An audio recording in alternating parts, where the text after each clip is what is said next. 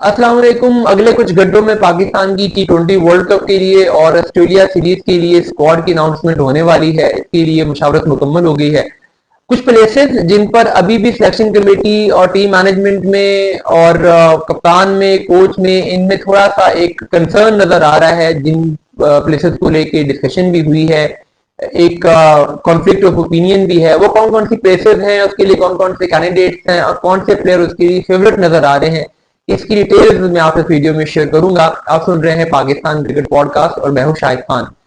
देखिए, पाकिस्तान की अभी जो ओपनिंग स्लॉट है, आल्दो के बहुत सारे लोग साइम अयूब के बारे में ये समझते हैं कि शायद वो फिट इन नहीं हो रहा है, वो परफॉर्म नहीं कर पा रहा है, लेकिन ये हमारा एज फैन पर्सपेक्टिव हो सकता है। टीम मैनेजमेंट और सिलेक्शन कमेटी इस लिहाज से क्लियर है कि नहीं, अब साइम अयूब और फैज़ फरहान को से ही हमने ओपनिंग करवानी है। अब T20 वर्ल्ड कप के बाद इस पर बात करेंगे, तब तक ये टॉपिक अब अनडिबेटेबल है, नॉन निगोशिएबल है, तो इसलिए ओपनिंग स्लॉट तो ये आ रही है। लेकिन जो हमारी नंबर 3 की स्लॉट है, उस पर एक दोबारा से डिस्कशन स्टार्ट हुई है और कहीं ना कहीं टीम मैनेजमेंट भी ये समझ रही है कि यार बाबर आजम और सलमान अली आगा दोनों को हम प्लेइंग 11 में कैसे एडजस्ट कर पाएंगे। तो बाबर आजम अगर नंबर 3 पे आते हैं तो सलमान अली आगा 4 पे चले जाएंगे। सलमान अली आगा की नंबर 4 पे यूटिलिटी उस तरीके से अच्छी नहीं चल रही, लेकिन नंबर 3 पे उनको जब आए हैं तो उन्होंने बेहतर परफॉर्म किया है। दूसरी तरफ बाबर आजम है, वो एक्सपीरियंस्ड हैं, लास्ट टाइम वो खेले हैं तो उन्होंने पाकिस्तान के लिए साउथ अफ्रीका से T20 मैच जितवाया भी है, तो उनको बाहर भी नहीं किया जा सकता। तो ये एक डिबेट है, लेकिन इस वक्त जो हालात हैं, जितना प्रेशर है सिलेक्शन कमेटी पे फैंस की तरफ से, तो इस डिबेट के बावजूद, इस परेशानी के बावजूद कि इन दोनों को एडजस्ट करना मुश्किल है, लेकिन ये दोनों ही पाकिस्तान के स्क्वाड में जाएंगे और इन दोनों की सिलेक्शन हो जाएगी, क्योंकि स्टेक्स बहुत हाई हैं और इस टाइम कोई भी पर्सन अपने ऊपर इतना बड़ा ब्लेम नहीं लेना चाहता कि पाकिस्तान की टीम हार जाए और कहा जाए कि आपने बाबर आजम को नहीं लिया था इसलिए हार गए। और सलमान अली अगर तो कप्तान है, उनको रिप्लेस वैसे भी नहीं कर सकते। तो इसलिए अब इस डिबेट के बावजूद कि इन दोनों में से एक को होना चाहिए, ये फीलिंग हर तरफ है, सिलेक्शन कमेटी में भी, टीम मैनेजमेंट में भी, लेकिन स्टिल कोई रिस्क लेना नहीं चाहता। इस वजह से बाबर आजम और रिजवान और सलमान अली आगा दोनों पाकिस्तान के स्क्वाड में सिलेक्ट हो जाएंगे। मिडिल ऑर्डर में उसके बाद फखर जमान एक ऑटोमेटिक चॉइस है, वो दिन बना लिया गया टीम मैनेजमेंट की तरफ से कि फखर जमान को हम लेके जाएंगे, क्योंकि वो एक्सपीरियंस है, वो लेफ्टी है, सबसे बड़ी बात यह है। और मिडिल ऑर्डर में फखर जमान के आने से थोड़ी सी फ्लेक्सिबिलिटी मिलती है कि आप left right combination middle order में भी मेंटेन कर सकते हो। लेकिन फखर जमान के साथ दूसरा मिडिल ऑर्डर बैट्समैन कौन हो, एक ये पॉइंट ऑफ डिस्कशन है।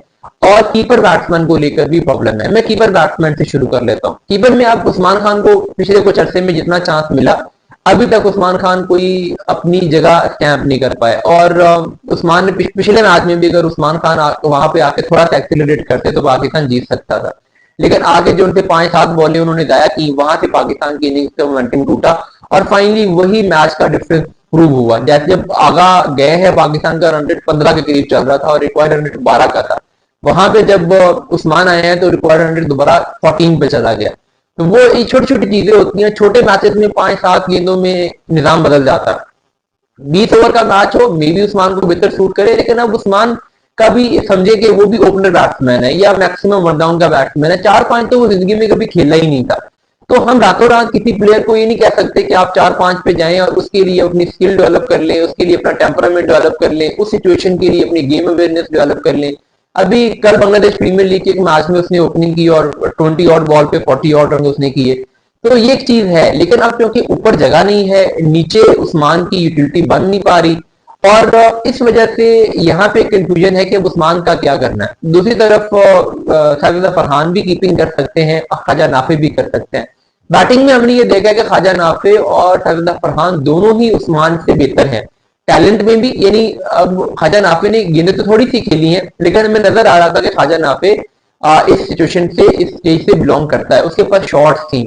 ठीक है, उस्मान खान के पास उस तरीके से शॉट्स नजर नहीं आती, वो एक एफर्ट प्लेयर नजर आता है, एक वो एक फॉर्मूला प्लेयर नजर आता है कि गैप निकालने हैं, एफर्ट करके अपने आप को एक एक मॉडल करके चीजों को करने, लेकिन नेचुरल नहीं है। जो हमने देखा इसके साथ ख्वाजा नाफे के साथ, वो नेचुरल नजर आए। तो उस लिहाज से batting abilities, batting talent long term में ख्वाजा नाफे ही सुटेबल लगते हैं। लेकिन आपने इनकी कीपिंग भी देखी होगी, जैसे उन्होंने एक आधा कैच छोड़ा, उन्होंने कुछ 22 के रन दिए, एक आधा उनसे रनआउट भी मिस हुआ। तो तो ये भी परेशानी है कि आपको अगर 20-25 रन एक बैट्समैन एक्स्ट्रा दे भी देता है, लेकिन एक दो इंपॉर्टेंट चांसेस मिस कर दे, जैसे अब तिलक का स्टंप मिस किया था हारिस ने और वहां पाकिस्तान एशिया कप का फाइनल हार गया। अगर वो स्टंप हुआ होता तो पाकिस्तान मैच जीत जाता। तो इस तरह की चीजें हैं, मतलब ये देखना होता है कि आपने जस्ट कीपर बैट्समैन ही लेके नहीं जाना, आपने कीपर भी लेके जाना है। कीपर पहले है, बैट्समैन बाद में है। तो इस चीज की वजह से इस पे कंफ्यूजन है। अभी तक लगता यूं है कि पाकिस्तान की टीम मैनेजमेंट ने ये डिसीजन किया कि हम दोनों को लेके जाते हैं, उस्मान को भी लेके जाते हैं, खजा नाफे को भी लेके जाते हैं। खजा नाफे को थोड़ा सा टाइम देंगे, हो सकता है कि पहला मैच में प्रेशर की वजह से कीपिंग उतनी अच्छी ना कर सके, आगे आने वाले दिनों में उनको नेट्स में चेक किया जाए तो टीम मैनेजमेंट को लगे कि हाँ कीपिंग अब तो ठीक कर रहा है, और एक आधा मैच और इंटरनेशनल खेले तो कीपिंग इंप्रूव भी हो जाए। जब कॉन्फिडेंस आता है तो आपकी परफॉर्मेंस ऑटोमेटिकली बेहतर हो जाती है। और ये जो रिफ्लेक्सेस की गेम है, इसमें कॉन्फिडेंस बहुत मैटर करता है कि आपका ब्रेन कितना क्विकली रिस्पॉन्ड कर रहा है। अगर आपका ब्रेन कंफ्यूज है तो उसका रिस्पॉन्स टाइम ज्यादा होता है, जिसकी वजह से फिर उससे डिलीवर नहीं हो पाता। तो ये एक चीज है, इस वजह से इन दोनों को ले जाने की कोशिश की जा रही है। उस्मान को भी ले जाए और खजा नाफे को भी ले जाए। अगर खजा नाफे की कीपिंग बेहतर हो जाए तो फिर पाकिस्तान प्लेइंग 11 में खजा नाफे को ही खिलाएगा, क्योंकि वो मिडिल ऑर्डर में खेल सकते हैं। वो हैं तो वैसे टॉप ऑर्डर के बैट्समैन, लेकिन उनमें इतना टैलेंट है कि वो मिडिल ऑर्डर में आ सकते हैं। लेकिन अगर अनफॉर्चुनेटली ये हुआ कि ना हो सके, खजा नाफे एज कीपर सेट ना हो सके, फिर उनके लिए मुश्किल हो जाएगा। फिर वो टीम में प्लेइंग 11 में तभी आ सकेंगे जब पाकिस्तान उन्हें एज बैट्समैन खिलाना चाहता हो।